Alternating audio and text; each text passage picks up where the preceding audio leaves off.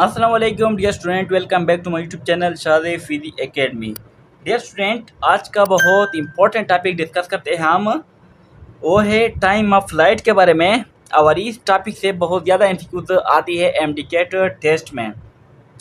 तो इस सेक्शन में हम कवर करते हैं सारे एमसीक्यूज, सारे ट्रिक्स, टाइम ऑफ फ्लाइट के बारे में जितनी एमसीक्यूज आती है, जितनी ट्रिक्स है, वो सारे इस लेक्चर में हम कवर करते हैं। और इस लेक्चर से पहले जो लेक्चर अपलोड किया था कल, वो था मैक्सिमम हाइट के बारे में। अगर आपको इस के एमसीक्यूज के बारे में पता ना हो तो सबसे पहले वो लेक्चर देखें मेरा इस चैनल पर, इंशाल्लाह इजाफा होगा एमसीक्यूज में। आज हमारा सेकेंड लेक्चर है प्रोजेक्टाइल मोशन में टाइम ऑफ फ्लाइट के बारे में। तो डियर स्टूडेंट, सबसे पहले टाइम ऑफ फ्लाइट होता क्या है? यह है हमारे पास एक कोऑर्डिनेट सिस्टम।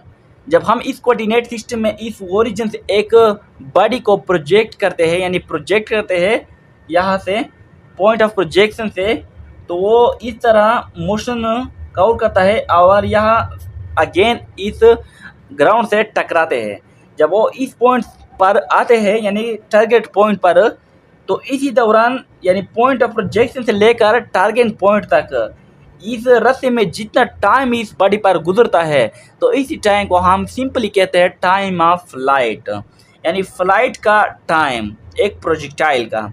इसका सिंपल सा डिफिनीशन मौजूद है dear student. Time taken by a projectile from its point of projection to the point where it hit to the ground is called time of flight. वो टाइम जो गुजरता है एक projectile पर from the point of projection, यानी projection से लेकर point of projection इस ओरिजिन पॉइंट को कहती है जिस पॉइंट से ये प्रोजेक्टाइल मोशन स्टार्ट करता है, टू द पॉइंट इस पॉइंट तक वेयर इट हिट, जो यहाँ से टकराते हैं, जो टच करते हैं इस पॉइंट तक, the ground is called time of flight. तो इसको हम कहते हैं टाइम ऑफ फ्लाइट। तो ये है टाइम ऑफ फ्लाइट का formula, T is equal to 2 vi sine theta divide by G. यहाँ पर टी क्या है? टाइम ऑफ फ्लाइट है डियर स्टूडेंट। और वी क्या है? यह है इनिशियल वेलोसिटी जब हम यहाँ एक प्रोजेक्टाइल को देते हैं। और साइन थीटा क्या है? यह है एंगल ऑफ प्रोजेक्शन, यानी यहाँ पर जो एंगल बनाता है प्रोजेक्टाइल ग्राउंड के साथ, इसको हम कहते हैं साइन थीटा, यानी एंगल ऑफ प्रोजेक्शन। और जी क्या है? यह है ग्रेविटी है। जब इस बॉडी पर सिंपल एक ग्रेविटी फोर्स होता है, बाकी सब फोर्सेस जीरो होते हैं। तो यहाँ पर टाइम ऑफ फ्लाइट 3 चीज़ों पर डिपेंड करती है। सबसे पहले टाइम ऑफ फ्लाइट डिपेंड करते हैं डायरेक्टली वी पर। इसके बाद टाइम ऑफ फ्लाइट डिपेंड करती है साइन थीटा पर डायरेक्टली। और इसके बाद टाइम ऑफ फ्लाइट डिपेंड करती है जी पर। फर्स्ट रिलेशन में जब हम वी को यानी इनिशियल वेलोसिटी को इंक्रीज करती है, तो हमारे पास टाइम ऑफ फ्लाइट क्या होगा डियर स्टूडेंट? इंक्रीज होगा। सेकेंड रिलेशन, जब हम साइन थीटा की वैल्यू को इंक्रीज करती है, यहाँ पर थीटा की वैल्यू, तो फिर टी क्या होगा? इंक्रीज होगा। थर्ड रिलेशन में टी क्या है? इनवर्स रिलेशन है जी के साथ। जब हम जी वैल्यू को इंक्रीज करती है तो फिर टी क्या होगा? डिक्रीज होगा। तो यहाँ पर टाइम ऑफ फ्लाइट से एक रिलेशन आता है, रिलेशन मौजूद है टाइम ऑफ फ्लाइट का। If two bodies are projected with same angles then time of flight क्या होगा? टी डायरेक्टली रिलेशन होगा वी आई के साथ। अगर हम दो बॉडीज को प्रोजेक्ट कर ले विद द सेम एंगल के साथ, यानी थीटा दोनों का सेम है, तो फिर time of flight directly relation होगा वी आई के साथ। और यहाँ से हम एमसीक्यूज के लिए एक रिलेशन बनाते हैं, T1 divide by T2 is equal to V1 divide by V2। ये रिलेशन है एमसीक्यूज के लिए।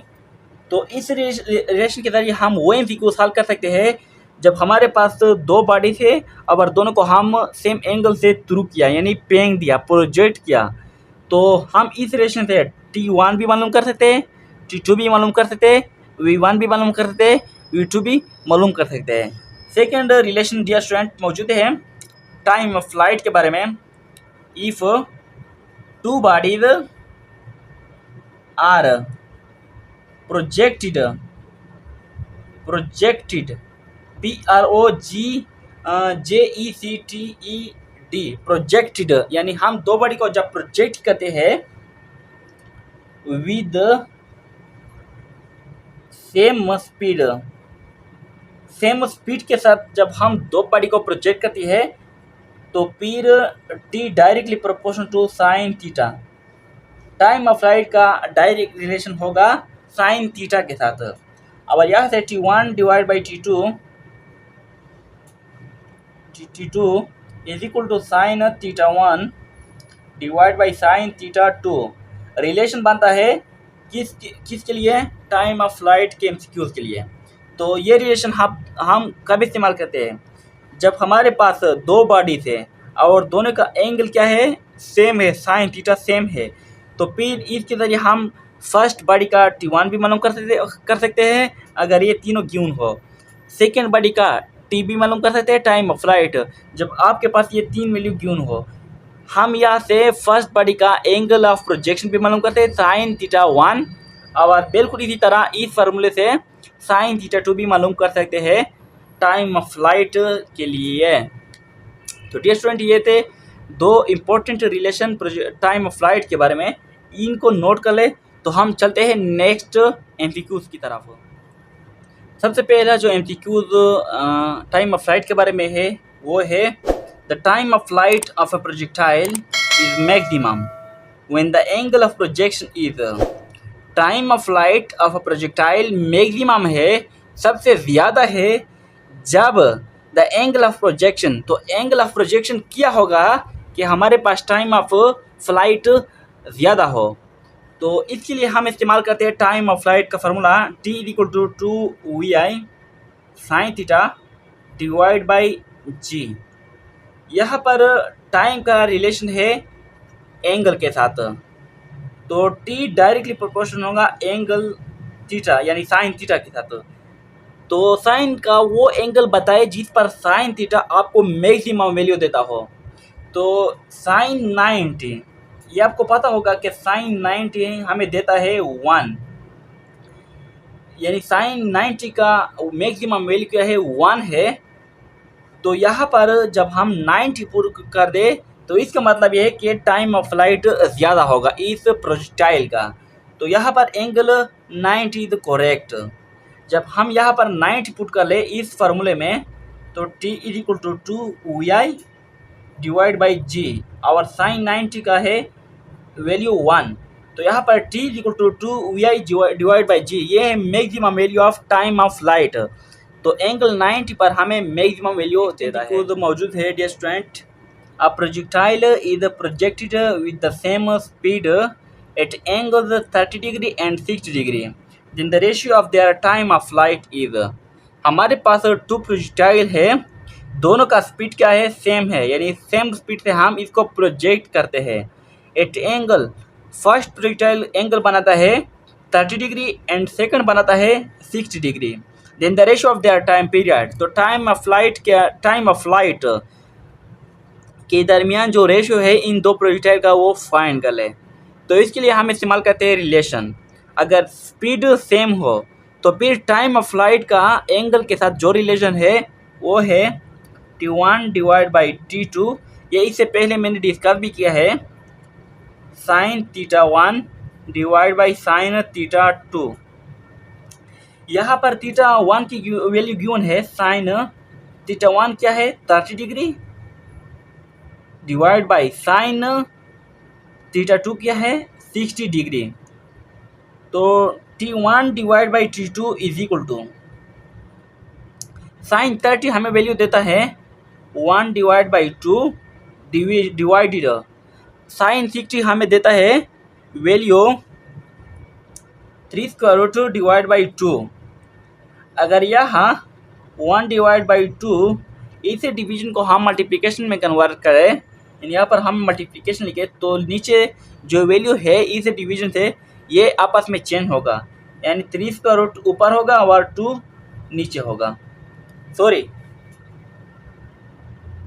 इस तरह होगा, यानी 2 ऊपर होगा, यहाँ पर नीचे है, और 3² क्या होगा? नीचे होगा। तो 2 और 2 कैंसिल करता है, तो हमारे पास आ जाएगा 1 डिवाइड बाई 3 स्क्वायर रूट।